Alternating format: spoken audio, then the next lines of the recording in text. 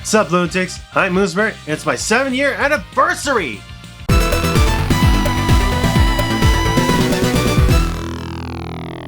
To commemorate the occasion, I want to talk about something I've been meaning to cover for this channel. But for context, I'll just say this. I love superheroes!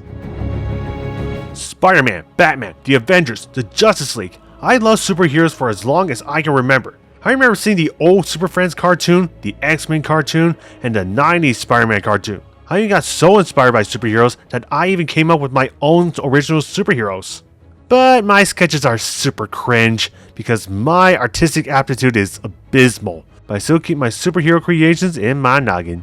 Speaking of original superheroes, video games usually don't have their own original superheroes. The few that come to mind are Beautiful Joe, the Infamous series, and The Wonderful 101. But there is one game that is less remembered that I want to talk about. Freedom Force! And yes, I still have the original PC box to this day. Freedom Force came out in 2002, and I remember seeing it for the first time on G4. It was featured on the show Blister and reviewed on Judgment Day, and I knew I had to get it, so I did, and I played the hell out of it. It was also developed by Irrational Games, the same company who previously made System Shock 2, and would later create a small cult classic I think you know of. But there are reasons why I held off talking about this game.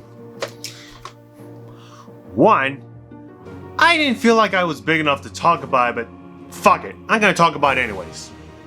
And two, and this is the big one, playing Freedom Force on Windows 10 is like playing Cyberpunk 2077 on PS4. On launch day, unplayable.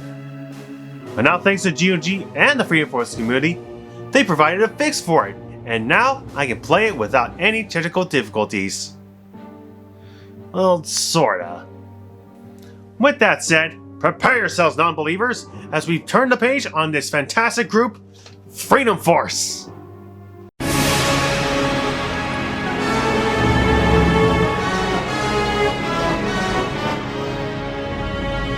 Now, bear with me on this, but you know how superhero origin stories go. But I had to tell it how it is presented.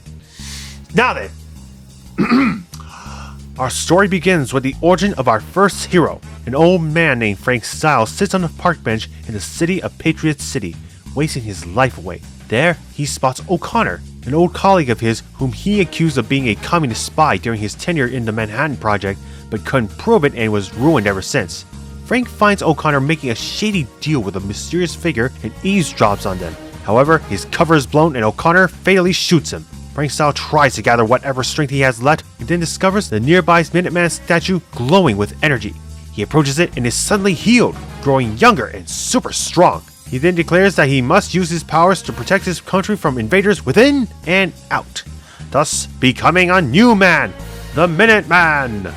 So much happens once the game starts, so I'll try to condense what happens. Minuteman tries to get revenge on his assailants, only to be aided by a mysterious man named Mentor. Afterwards, they convene at Mentor's base of operations as Mentor explains who he is and why he's there. He reveals that he's an exiled member of his race known as the Domain, led by Lord Dominion, and they plan to conquer Earth to complete their utter control of the universe. Lord Dominion commissioned his minions to use Energy X, a weapon of potent energy that could imbue any user with powers, much like with Minuteman, onto the corruptible humans. Mentor barely succeeded in hijacking that cargo, only to have his ship blown up and fall into Patriot City. So there you go. We have the setting for the world and our founding heroes. We have a Captain America archetype and an alien sidekick, kind of like a heroic Brainiac.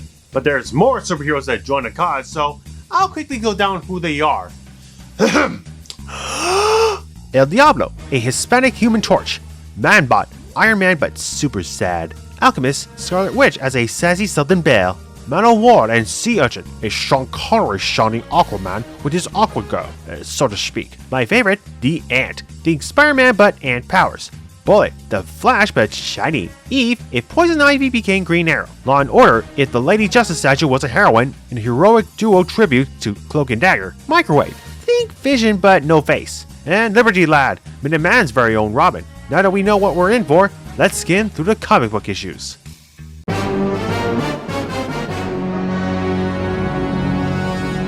Freedom Force pays homage to the Silver Age of comic book heroes. You can tell by the aesthetic this game brings. You can feel the gee willikers in all the citizens of Patriot City. While they have cutscenes, they also play superhero origins as motion comics. I personally like to add subtitles, not because I don't understand what they're saying, but because it can't be a comic book without speech bubbles.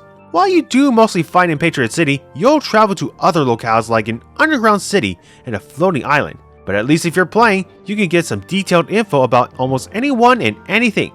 Take this giant ant you fight. It's not just a giant ant, but an oversized member of the genus Formicidae. Oh wait, it does say giant ant, but you get what I mean. Even this phone booth is labeled with best used for a communications device, not a changing room. Ah, I understood that reference. The voice work is what you would expect out of a 1960s comic series. Minuteman sounds like a true hero, proud, stalwart, and as Americanly humble as cherry pie. Mentor speaks like how a visitor from another planet would sound, yet has a great mind in it too. Alchemist says things like pages in cream or by the goddess, yet still talks with such southern sass. Straight dogs and gangsters are as stereotypical as you would expect they should be. Some of the heroes have their own catchphrases and all, but I should mention one detail they've added. In most of the missions you play, some of your heroes will have special conversations if included in the party. It doesn't affect the game in the grand scheme of things, but I love hearing my heroes give conversation, just like Marvel Ultimate Alliance.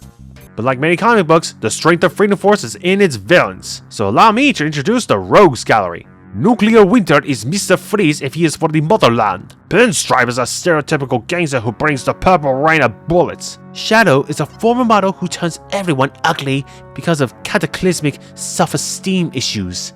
Deja Vu is an insane cloning rhymer. Mr. Mechanical, an architect who's bold enough to build and destroy. And Pan, another god. You know the domain, and there is one more big bad, but I won't spoil him here. The soundtrack has some great themes for some of the superheroes, as well as the villains. Alchemist starts off mystical, but later becomes a surf rock tune, indicating that she may be powerful, but she's still down to party. Man of War is Welsh, so you can hear the bagpipes in his theme. El Diablo is muy caliente, as his music tells you he's hot under the collar and ready to salsa. Nuclear Winter has wintry overtones with Russian chanting that would bring praise to the motherland. Though the soundtrack doesn't really stand out that much, I played the game so many times that the songs are practically imprinted on my brain.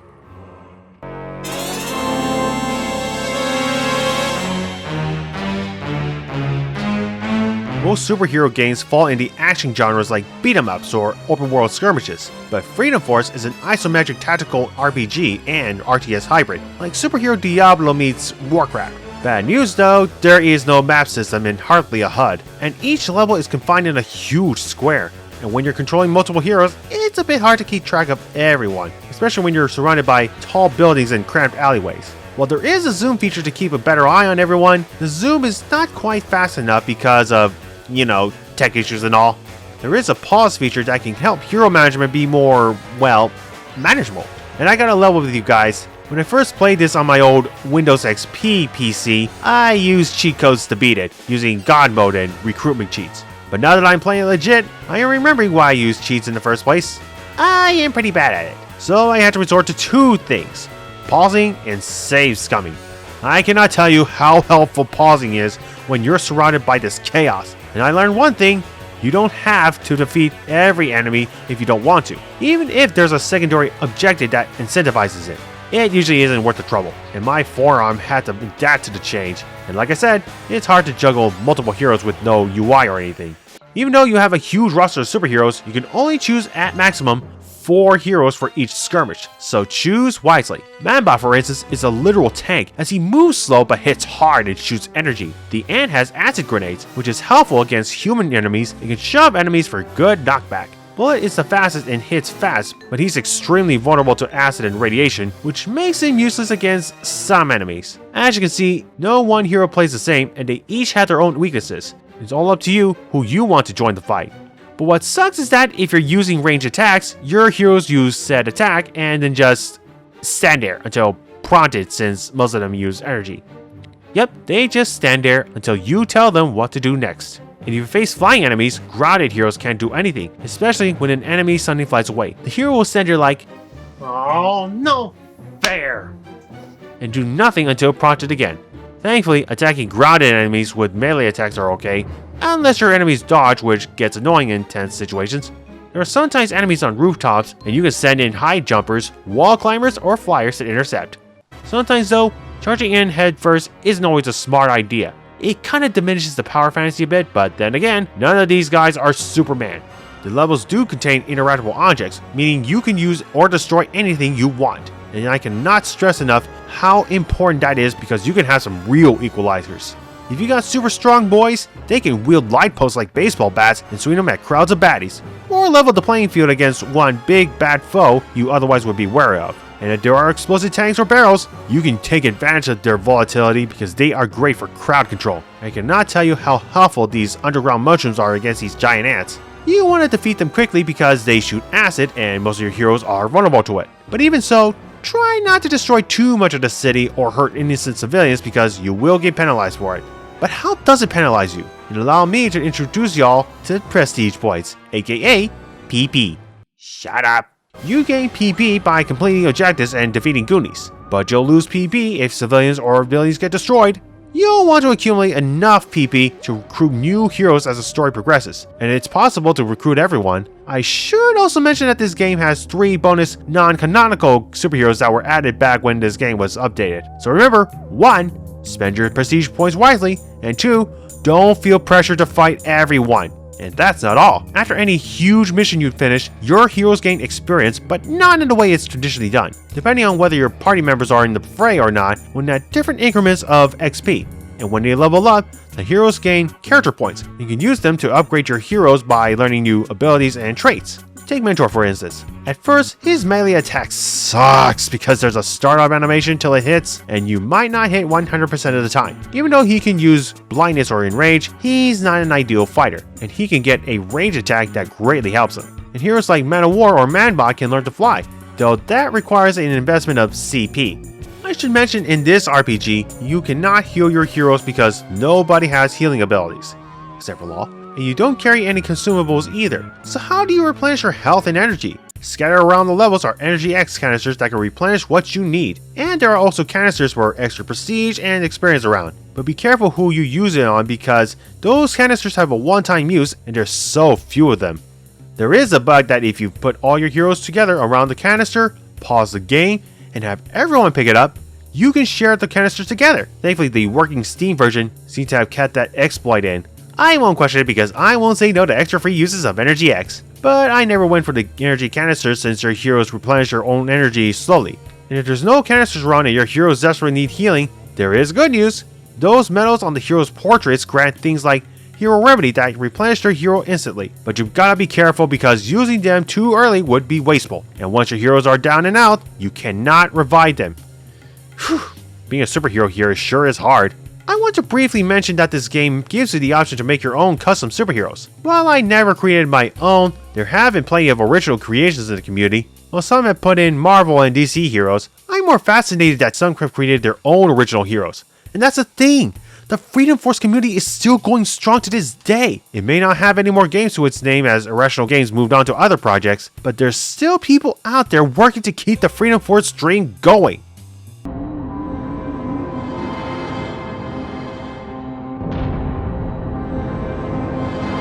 Freedom Force has fought many villains throughout, including a brief tussle with the Domain and Lord Dominion's right-hand man, Praetor. But Praetor warns Freedom Force of a greater threat than them. That threat is Time Master, and he looks like Darkseid wearing Thanos' gold armor, and he decides to make himself known to Freedom Force at their home base.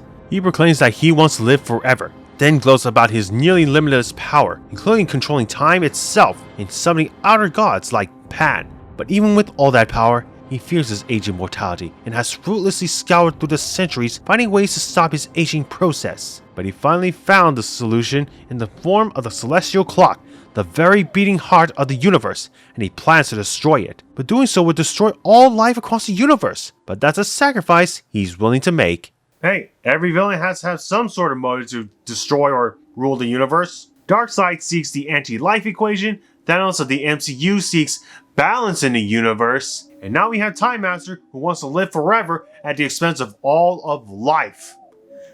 I'd say that's pretty damn evil.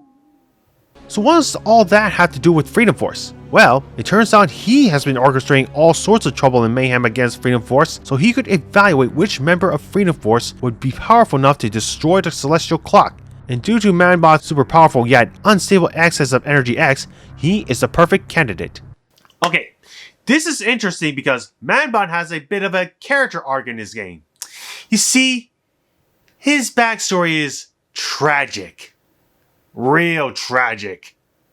Before Man-Bot was Man-Bot, he was Ted Taylor, a cocky, narcissistic douche who had everything. It was until Energy X struck him and it was super unstable, making him a living bomb. So he went to his scientist brother Tom for aid and was offered the metal suit that should contain the energy, though Ted initially refused, which caused his temper to agitate the energy to explode, killing Tom in the blast. And Ted swore to find a way to cure himself, thus becoming Man-Bot.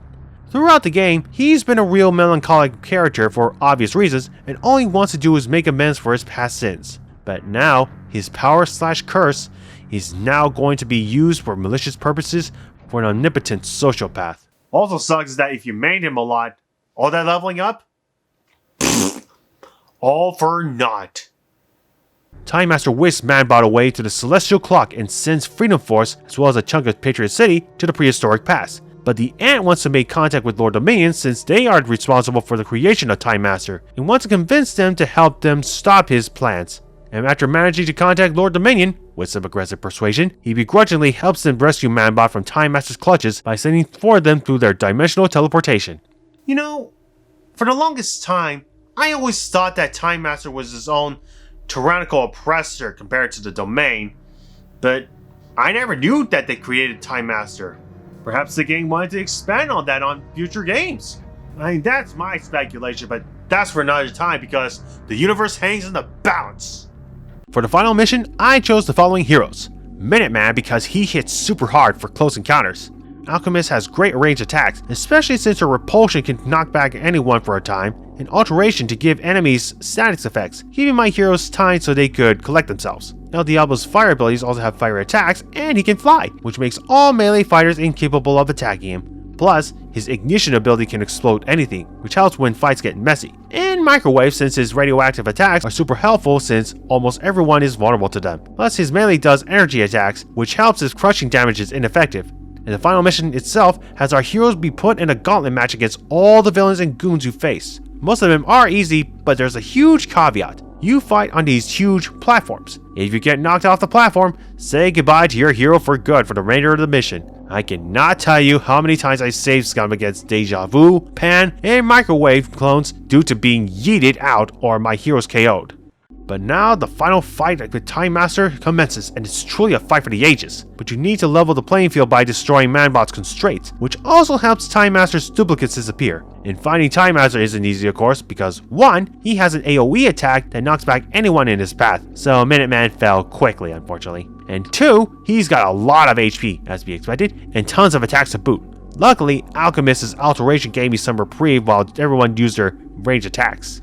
Soon, Time Master is defeated, and Man-Bot's newly consumed Energy X temporarily imbues him with Time Master's powers, and he uses it to open a portal to send his allies back home. However, he cannot leave since he only has enough power to keep the portal open and cannot go through it himself. Thus, he has to say goodbye to his compatriots. It truly is a somber moment to see a hero bid farewell to his compatriots.